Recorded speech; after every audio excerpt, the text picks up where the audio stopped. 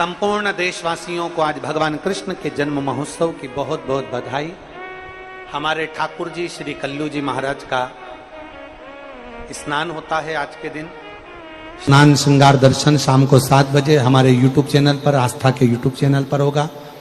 आप उस पर ठाकुर जी का, कल्लू जी महाराज का शाही स्नान का श्रृंगार का दर्शन करें। से 1 घंटे का वो कार्य रहेगा, लाइव उसका दर्शन। आज बड़े प्रेम से अष्टमी तिथि है, भाव के साथ भगवान कृष्ण की जन्माष्टमी। भाव से बाबा से प्रार्थना करिए कि भगवान को सर्वश्रेष्ठ कौन सा चंदन अच्छा लगता है।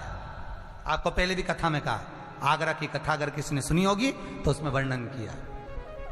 भगवान को सर्वश्रेष्ठ चंदन कौन सा, भगवान को सर्वश्रेष्ठ चंदन कौन सा प्रिय है, वो कौन सा चंदन है जो भगवान विष्णु को लगाएं, राम को लगाएं, कृष्ण को लगाएं, वो कौन सा चंदन है जो श्री हरि को लगाया जाए। तो जीते जी भगवान विष्णु एक बार गले लगाते हैं, उसको कहते हैं हरि चंदन। कौन सा चंदन है? हरि चंदन। हरि चंदन बाजार में नहीं मिलेगा, हरि चंदन आपको बनाना पड़ेगा। कैसे बनाना है? तुलसी जब सूख जाए उसकी जड़ को निकाल लिया जाए, वो जड़ को पानी में धो लिया जाए। धोने के बाद उसको सिलबट्टे पर, पत्थर पर तो घिसा जाए और घिसकर उसमें थोड़ा सा कुंकू रोली डालकर तैयार कर जो भगवान विष्णु के मस्तक पर, कृष्ण राम के मस्तक पर लगा देते हैं और उसकी एक बिंदी अपने हृदय पे लगा लेते हैं। जीते जी भगवान एक बार उसको गले लगाते ही हैं। हरि चंदन प्रियता। भगवान विष्णु ने जाते हुए शिव बाबा को देखा। शंकर भगवान से, भगवान नारायण ने कहा आप कुछ कहेंगे नहीं? भगवान शंकर कहते हैं नारायण चिंता मत करो, ये बद्रिकाश्रम में जो आएगा चने की दाल चढ़ा कर जाएगा। चने की दाल को मंदिर के पीछे बैठकर ओम नमः शिवाय बोलकर जो नारायण को समर्पित करेगा उसके मनवांचित फल को मैं 3 महीने में पूरा कर दूंगा, उसके मन की कामना को मैं 3 माह में पूर्ण कर दूंगा। आज भी नियम है, चने की दाल को लेकर जाते हैं बद्रिकाश्रम के मंदिर के पीछे बैठकर चने की दाल को लेकर ओम नमः शिवाय का जाप करते हैं। 7 बार ओम नमः शिवाय बोलकर चने की दाल वापस घूमकर भगवान विष्णु को समर्पित करी जाती है तो 3 महीने में मनोकामना पूरी हो जाती है। उस चने की दाल का इतना प्रमाण है। अगर लड्डू गोपाल आपके घर में ठाकुर जी हो, 5 चीजें चढ़ती है, जल, दूध, दही, शहद, घी, शक्कर, पंचामृत की वस्तु। 5 हमारे जीवन को सार्थक करने वाले। दूध भक्ति का प्रतिबिंब है। हमारे घर से रोग, बीमारी, तकलीफ को दूध चढ़ाते ही वो रोग बीमारी समाप्त होने लगती। दही, हमारे परिवार अगर टूट रहा है, हमारा परिवार अगर टूटने की कतार पर है, 2 बेटे 3 बेटे वो भी आपस में झगड़ रहे हैं, माता पिता आपस में झगड़ रहे हैं, बेटे बहुएं आपस में झगड़ रहे हैं, तो दही शिव को जो चढ़ाया जाता है ये परिवार को जोड़ने का काम करता है। शहद, ये व्यक्ति के जीवन को, समृद्धि को बढ़ाने का प्रयास करता है। घृत, घी, हमारे घर में किसी की चिड़चिड़ वृत्ति हो तो उसको समाप्त करने का कार्य करता है। शक्कर, मिष्ठान, ये इसलिए चढ़ाया जाता है हमारी जिंदगी में ना जाने कितनी रुकावटें आई पर मिष्ठान की तरह वो जीवन हमारा सार्थक होता चले जाए। चमृत, पंचामृत और चरणामृत दोनों को लेने का तरीका भी अलग अलग है। आप लोग लेते हैं, कभी मंदिर जाते हैं, पंचामृत चरणामृत, सत्यनारायण की कथा करवाओ, देवी जी के मंदिर में चौकी करवाओ, कुछ भी पूजन पाठ होती है तो चरणामृत और पंचामृत दोनों मिलता है। आप लोग लेते होंगे। जब पंचामृत दिया जाता है तो लेने वाले को भी सोचना चाहिए कि किस तरह से लेना है। जब पंचामृत दूध, दही, शहद, घी, शक्कर जो मिला हुआ रहता है उसको जब हम लेते हैं तो उसको लेने के बाद में अपने हाथ को हम हृदय से लगाते हैं। किस चीज को लेने के बाद? जम के बोलो, पंचामृत। चरणामृत नहीं, पंचामृत लेने के बाद हाथ को हम हृदय से लगाते हैं और चरणामृत अर्थात किसी मंदिर में गए, तुलसी जी पड़ी हुई है जल के अंदर और वो पंचपात्र में जल जो रखा हुआ है वो चरणामृत है। उस चरणामृत को जब हम लेते हैं तो उस जल को लेने के बाद में हम अपने हाथ को हृदय से नहीं लगाकर अपने मस्तक से लगाते हैं। उसका कारण क्या है? उसका केवल एक कारण है कि पंचामृत लेने के बाद हमने जो हाथ को हृदय से लगाया, उसका कारण केवल इतना सा है कि भगवान के स्नान की झांकी का दर्शन हमारे हृदय में बैठ जाए। और चरणामृत लेने के बाद जो हमने हाथ को सिर पर लगाया, उसका कारण केवल इतना सा है कि भगवान के चरणारविंद का जल जब हमारे मस्तक पर चढ़ेगा तो हम जैसे पापियों का भी उद्धार अपने आप हो जाएगा। दोनों को लेने का तरीका। और प्रसाद, कई लोग क्या करते हैं, प्रसाद लेने के बाद हाथ सिर पे रखते हैं। नहीं नहीं नहीं, गलत। बहुत ध्यान देना साहब, बहुत सी चीजें हम अपनी जिंदगी में बहुत गलत करते हैं और फिर भगवान से ये विचार करते हैं कि भगवान हमारा कल्याण क्यों नहीं कर रहा, क्योंकि हम गलत कर रहे हैं, हम गलत धारण कर रहे हैं। सुंदर चरित्र कहा, लक्ष्मी आती ही नहीं, बहुत कष्ट है, जमीन जायदाद पड़ी बिक नहीं रही, तो एक काम करना, इतना दुख अगर आपके जीवन में है, तुलसी की लकड़ी, पहले से तुलसी आपके घर में अगर सूखी हो, तुलसी सूख गई हो, तो उसकी जो लकड़ी होती है, उस लकड़ी का 7 लकड़ी का बंडल बनाकर दीप बना लो। लकड़ी का दीप मतलब लकड़ी पतली पतली डालियों को लेकर कच्चे सूत से उसको बांध दो और बांधकर घी में डुबक दो।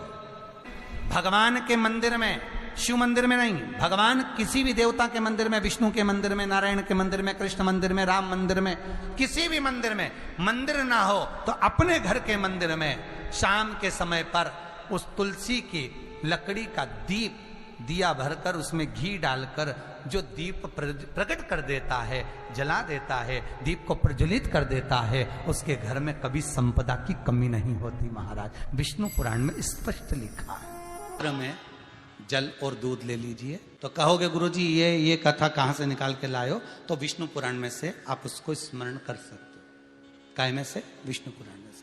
एक पात्र में देसी गाय का दूध, जल उसमें रखकर, और आपके यहाँ अगर लड्डू गोपाल हो, यदि आपके घर में ठाकुर जी हो, लड्डू गोपाल हो, विष्णु जी का कोई स्वरूप हो, श्री हरि का कोई स्वरूप हो, तो उस पर शुक्रवार के दिन आप संध्या के समय पर दुर्वा डालकर, उस दुर्वा से अगर लक्ष्मी जी के नामों का 108 बार उच्चारण कर कर, घी का दिया लगाकर, कैसर के चावल साथ में रखकर केवल उस जल का और दूध का मात्र छींटा देते हो, तो उसके घर में कभी लक्ष्मी की कमी नहीं आ सकती, संपदा बढ़ती चली जाती है। 108 बार लक्ष्मी के नाम का मात्र उच्चारण कर लेने पर, भगवान विष्णु के चरणारविंद पर, भगवान विष्णु के चरणों पर केवल उस दुर्वा का, जल का, दूध का सिंचन कर देने से भी लक्ष्मी की वृद्धि होती है। लक्ष्मी देती। शास्त्र कह रहा है कभी भी मंदिर में, यहां तक शास्त्र कहता है आपके घर में आप भगवान का दर्शन कर रहे हो तो भगवान का दर्शन करते समय में भी आपके नेत्र बंद नहीं होना चाहिए, नैन मिलाइए। आपको पहले भी कथा में 5 दर्शन कहे। कितने दर्शन? 5। पहला दर्शन है भगवान के चरण का, दूसरा दर्शन है भगवान की नाभि का, तीसरा दर्शन है भगवान के वक्षस्थल का, चौथा दर्शन है भगवान की शिखा का, और 5वां दर्शन है भगवान के नयन का। ये 5 दर्शन है। इन 5 दर्शन में सबसे पहला दर्शन है भगवान के, जम के बोलिए, चरण का। आखिरी का जो दर्शन कहा गया है वो 5वां जो दर्शन है वो भगवान के नयन का दर्शन, कि भगवान से नैन मिलाइए। नेत्र बंद कर कर नहीं बैठना। जो नेत्र बंद कर कर बैठे, भागवत कहती है साधना वो है जो परमात्मा की भक्ति को, भगवान के मुखाग्र बिंद को, कि तेरे नयनों को मैं निहारती रहूं, तेरे मुखड़े को मैं देखती रहूं और तेरे ही नैनों में मैं समाहित होती चली जाऊं, वो साधना है, वो दर्शन है, वो दर्शन की मूलता है महाराज। वो साधना, वो दर्शन की मूलता। नेत्र बंद कर कर बैठने से भगवान नहीं मिलता। भगवान कृष्ण कह रहे हैं ब्रजवासियों, तुम हाथ जोड़कर बैठे हो, नेत्र बंद करके बैठे हो, तो क्या भगवान मिलेगा? ऐसे भगवान नहीं मिलने वाला। भगवान को पाने का सबसे सुंदर तरीका है भगवान की भक्ति को धारण करो, हृदय में उतारिए, चित्त चिदानंद वृत्ति में उतारिए। भगवान हिंदू धर्म में मूर्ति की पूजन बताइए, तो मूर्ति की पूजन क्यों बताई? कि सामने मूर्ति होगी, तुम उससे नैन मिलाते रहोगे, परमात्मा तुम्हारे भीतर जाता रहेगा और तुम परमात्मा के भीतर जाते रहोगे। मूर्ति की पूजन इसलिए हिंदू धर्म में प्रथमता में वर्णित करी गई है महाराज।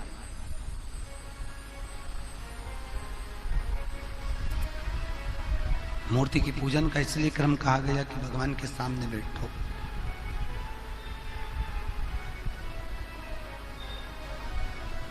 वो गीत गाते हैं ना, आ बैठ मेरे पास तुझे देखता रहूं, ना मैं कुछ कहूं ना तू कुछ कर। भगवान के मंदिर में कहा नहीं जाता, भगवान के मंदिर में पहुंचकर भगवान की मूर्त के सामने खड़े रहकर, भगवान की मूर्त के सामने बैठकर भगवान को देखा जाता है। भगवान आपको देखे और आप भगवान को देखें, बस यही निर्मल भक्ति का प्रतिबिंब बिंदु। घर में भगवान जो भी मूर्ति हो, चाहे शिव की हो, चाहे किसी भी देवी देवता की मूर्ति हो, पर एक अंगुष्ठ से बड़ी नहीं होनी चाहिए। कितनी? जम के बोलिए। जैसे ये जमीन से बस इस अंगूठे को खड़ा कर लो, इससे बड़ी मूर्ति घर में नहीं हो।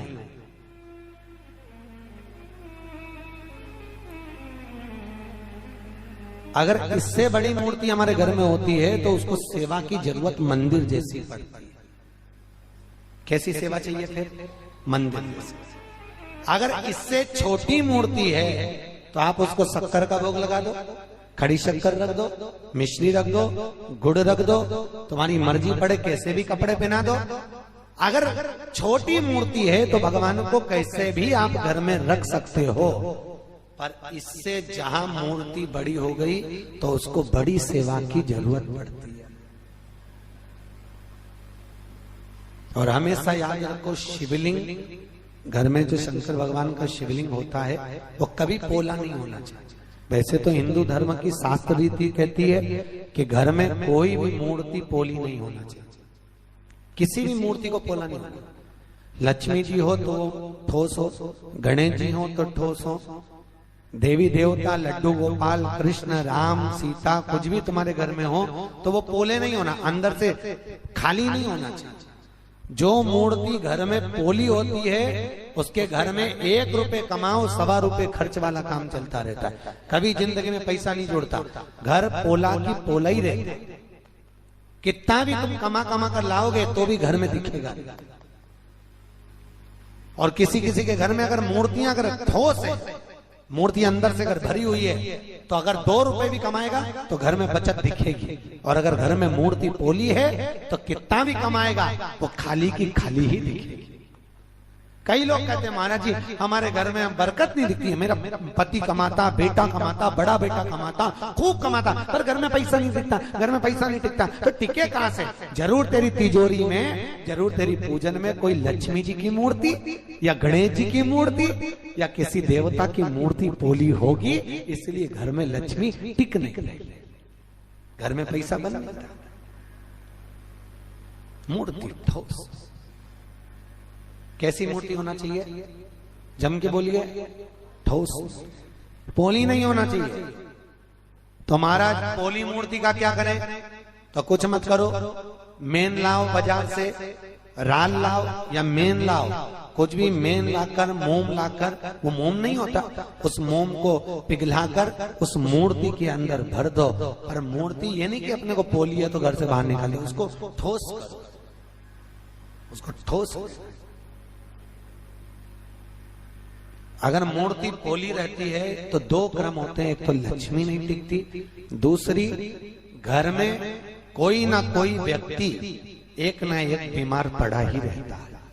एक ठीक होगा दूसरा बीमार पड़ेगा, दूसरा ठीक हुआ तीसरा बीमार पड़ेगा। मतलब डॉक्टर में कहीं ना कहीं किसी ना किसी रूप में हफ्ते में, महीने भर में पैसा जाना है, जाएगा, रुकेगा नहीं महाराज।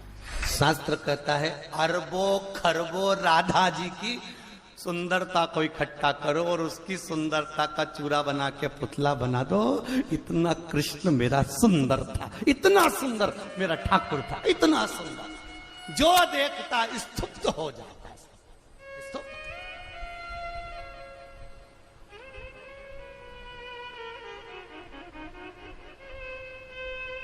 फिर वही वाली बात आ गई, लुट गई रे सांवरिया भाई विराट तेरी जति पुरानी फिर लुट गई। इतनी सुंदर, बहुत सुंदर। तेरे नैन बड़े मत वाले, मटके हैं प्यारे प्यारे, तेरे नैनों की मटकनिया पे बलहार प्यारे जो, बलहार प्यारे जो। तेरे बाल बड़े घुंघराले जैसे बादल काले काले, तेरे केशों की उलझनिया पे बलहार प्यारे। लोग कहते हैं भगवान दुबले पतले थे, दुबले पतले नहीं थे, कपड़े तो सिले हुए पहनते ही नहीं था। मैया ने नीचे एक झबला ऐसा बनाया था जिसमें नीचे सोने की चेन लटकती थी, उसमें घुंघरू लटकते थे, और जंगा छोटी छोटी ऐसी मोटी मोटी, पाँव में कड़ला, हाथ में सुंदर काले मोती और सोने के मोती की पहुंची, गले में माला, बड़ा बड़ा आंख, आंख में भी सुरमा, सुरमा में भी एक आंख का सुरमा पूला बिल्ला जैसा, एक सही रहता था, एक हमेशा बिगाड़ लेता था, रोता था तो एक ही मलता था, बिल्ला जैसा हो जाता। चुटैया, चुटैया में मोती लटक रहा है, मोती को पकड़ के मुंह में ले लिया, और किसी ने कहा कन्हैया भाग, और ऐसा ठुम ठुम ठुम ठुम भागे जहां लुढ़क जाए तो कहीं गाय अपने बछड़े को दूध पिला रही हो वहीं जाके छुप जाए, और गाय के बछड़े को चिमटी खोड़ के भगा दे और खुद थन को मुंह में लेके चूसता रहे, और इसका भाई इसको ढूंढता रहे गया का, मालूम पड़े गैया के नीचे सोरिया, दो ने हाथ पकड़े, दो ने पांव पकड़े, टामाटोली कारी, आलकी की पालकी, जय कन्हैया लाल की। ब्रह्मा जी मन में सोच रहे ये देवता ओंधा लटका है, ये देवता शुद्धता नहीं।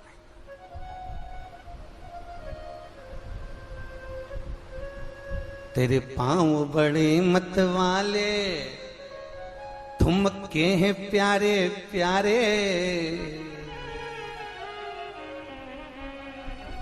तेरे पावन की पे जनिया पे बलहार प्यारे जो, बलहार प्यारे जो। बड़े सुंदर है, बड़े सुंदर। ना कजरे की ढाल, ना मोतियों के हार, ना कोई किया श्रृंगार, फिर भी कितनी बड़ा अति रमणीय। देखो, देखते रह जाए। बांके बिहारी मंदिर कौन कौन गया वृंदावन के? कभी एकादशी पे गए हो मां? एकादशी के दिन एक साध्वी आती है शाम को 6:30 बजे, एक सन्यासन सफेद कपड़े में। वो पूरे महीने में केवल 2 बार एकादशी पे दिखती है। बिहारी जी के मंदिर में आती है, फूलों की माला बनाकर लाती है, बिहारी जी को दिखाती है, सामने बिहारी जी को दिखाएगी और बांके बिहारी के गले में जो भी फूल की माला होगी वो अपने आप टूट के नीचे गिर जाती है, और सन्यासन अपने गले में जो माला दिखाती है वही माला पहनकर बाहर निकलकर चली जाती है। वो केवल एकादशी पे आती है शाम को 6:30 बजे।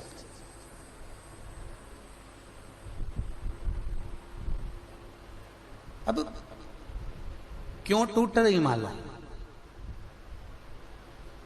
क्योंकि भगवान को जो सन्यासन निहार रही है वो भगवान को देखकर कुछ तो टोना मार कर जा रही है। अरे कौन सी न मार दौरी टोना, मेरो मचले शाम सलोना। दूध न पीवे का ना दैया न खावे, नित नित मचले शाम सलोना। कौन सी न मार दौरी, कौन है भगवान की प्रीति में। गोवर्धन नाथ जी की अगर परिक्रमा करने जाओ तो गिरिराज जी की परिक्रमा में एक संत ऐसे हैं जो 24 घंटे परिक्रमा लगाते, 24 घंटे। ना सोच निवृत्ति के लिए जाते हैं, ना वॉशरूम जाते हैं, 24 घंटे परिक्रमा चल रही, एक क्षण के लिए भी नहीं रुकते। परंतु लोग परिक्रमा करने कहां जाते, लोग तो बस कोलू के बेल की तरह घूम के आ जाते। कभी हमारा निवेदन है, कभी परिक्रमा करने जाओ तो एक एक शिला का दर्शन करके आओ, एक एक शिला का दर्शन। गिरिराज बाबा की एक एक शिला पर जाइए, संतों से मिलकर आइए। जो संत गोवर्धन नाथ जी की कंदराओं में पड़े रहते हैं, निकलते परिक्रमा करते फिर अंदर चले जाते, उनसे मिलते। अब सब हाथ जोड़कर बैठे हैं। गोवर्धन नाथ जी प्रकट कहां हुए? नहीं हुए प्रकट, हुए ही नहीं। इतने में ब्रजवासी बोले इंद्र होते तो आ जाते। भगवान कृष्ण ने हाथ जोड़ के कहा बाबा प्रकट हो जाओ। कन्हैया जी स्वयं विनती कर रहे हैं। कन्हैया का ही एक अवतार पर्वत में से प्रकट हो गया, हजारों हाथ कर कर खाने लगा। जब हजारों हाथ कर कर खाने लगे तो ब्रजवासी आपस में सोचे बताओ ये तो पूरा ही खजा है वो, फिर अपन क्या खाएंगे। अब भगवान प्रकट नहीं हो रहे थे तो क्या पत्थर है, और भगवान प्रकट हो गए तो क्या ये तो पूरा ही खा जाएगा। ये दुनिया के लोग हैं, कभी जीने नहीं देंगे, तुमको याद रखना। कह रहे हैं ये तो पूरा ही खा जाएगा। अब ब्रजवासी बोले पूरा खा जाएगा, तो भगवान कृष्ण बोले ठाकुर जी थोड़ा छोड़ दो। गोवर्धन नाथ जी ने हाथ को रोक लिया। जब हाथ को रोका, रोकने के बाद में जब भगवान रुके तो भगवान ने कहा आज के बाद में किसी के सामने जीमने नहीं आऊंगा। भगवान चले। सारे ब्रजवासियों ने परिक्रमा करी, परिक्रमा कर कर चले। जैसे ही परिक्रमा कर कर चले, गोवर्धन नाथ जी की परिक्रमा का सुख पाया महाराज, सुख। एक एक शिला। जतिपुरा से जब हम परिक्रमा को प्रारंभ करते हैं, जतिपुरा से चलते चलते चलते चलते बीच में चलने पर बहुत सुंदर सुंदर शिलाखंडों का स्मरण होता है महाराज, बहुत बहुत।